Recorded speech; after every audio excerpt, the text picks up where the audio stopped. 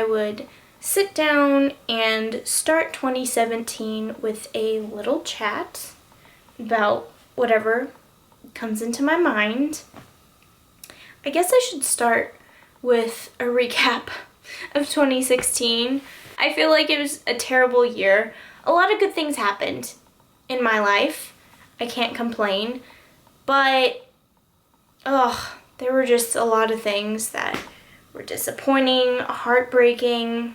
I really struggled this year because even though I've been on YouTube since 2014, I was still in college.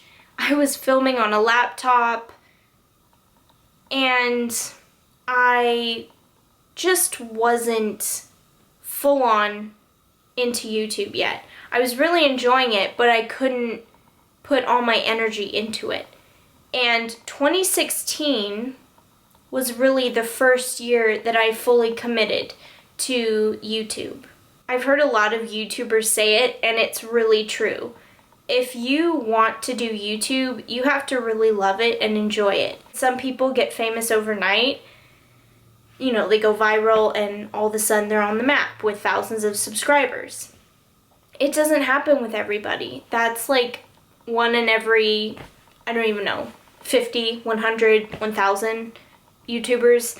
I don't know what the odds would be, but it's just not that way. You have to be willing to put in the work, and that's the only reason I'm still here. I like filming and talking to you about things that I enjoy, things that I love, in hopes that I'll find people that share the same interests and we can have discussions and talk about things.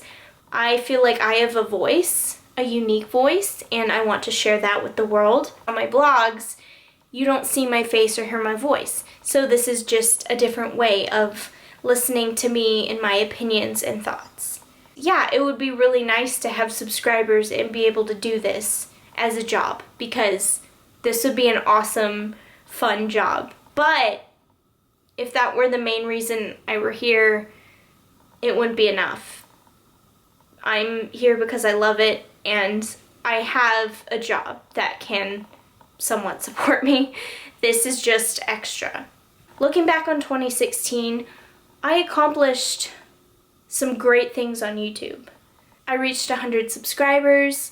My Fragrant Jewels review video reached over 10,000 views, and it was featured by the Fragrant Jewels company. Those are some really exciting things for me. But I put in a lot of hours this past year. That's what art is all about. That's what YouTube is. If you're an artist and you want to do it for the sake of creating your art, you have to be in it for the right reasons. It's not a get rich quick kind of thing. So yeah, basically YouTube is hard and you just really have to love it, because you're not gonna get $1 million check. That's just not realistic. What else? I had a really nice Christmas. Did you?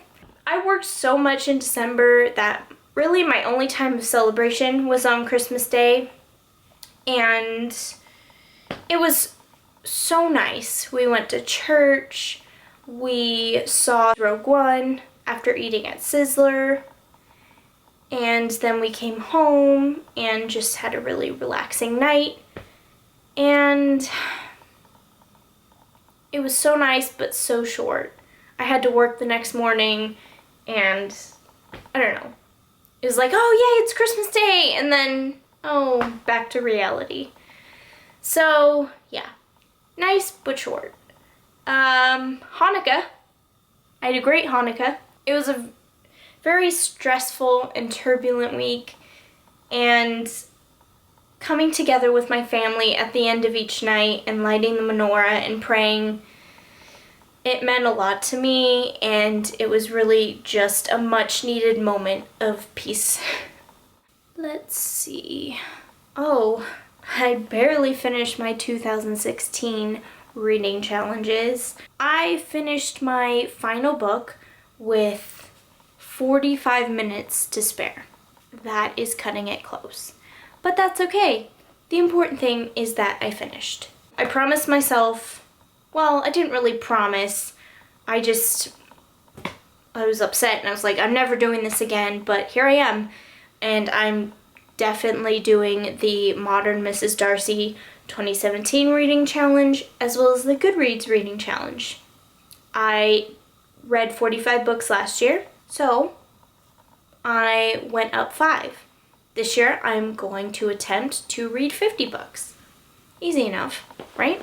Let's see if I get it done before New Year's Eve this year. What else? I saw Frozen for the first time. Yes, I did.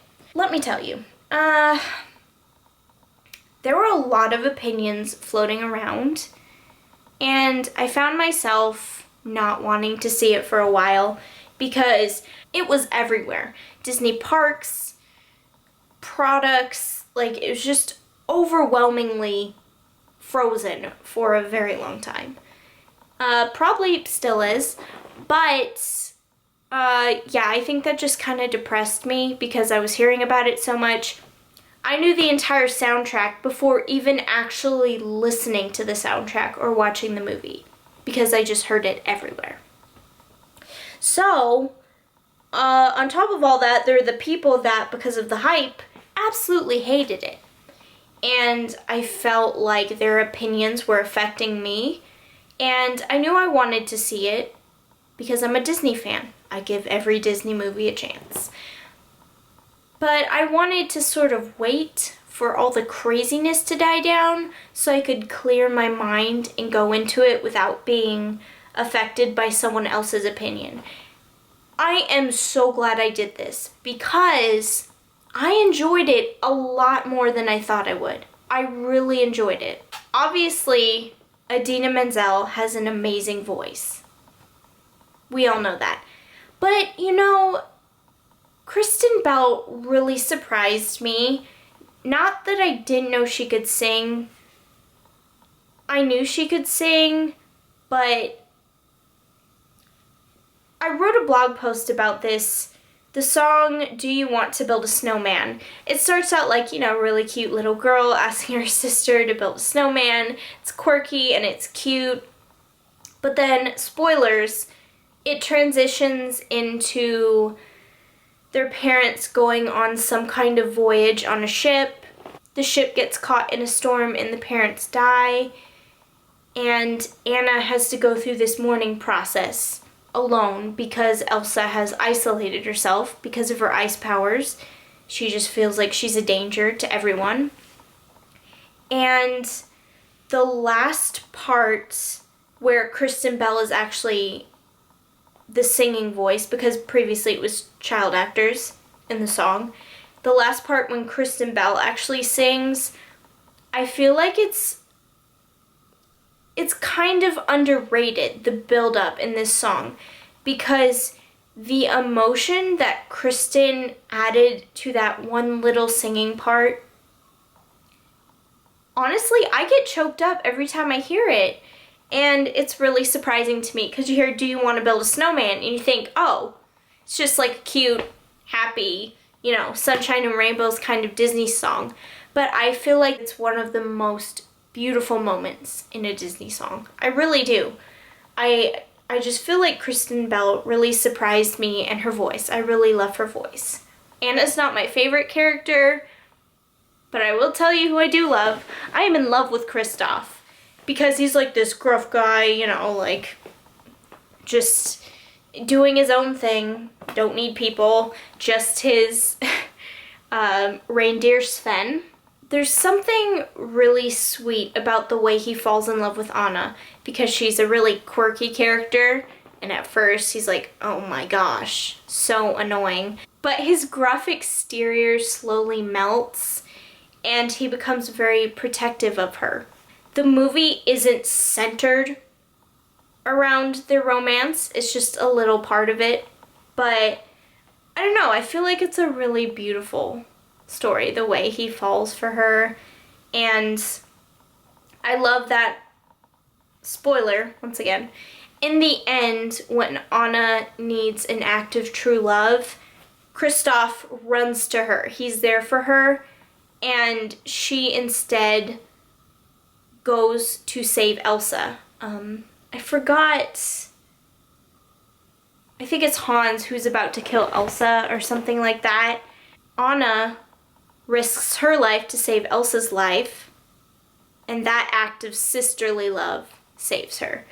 I felt like that was a really refreshing thing. Not like Kristoff and Anna wouldn't have been a pretty ending, but I think it was really sweet the way this sister story played out.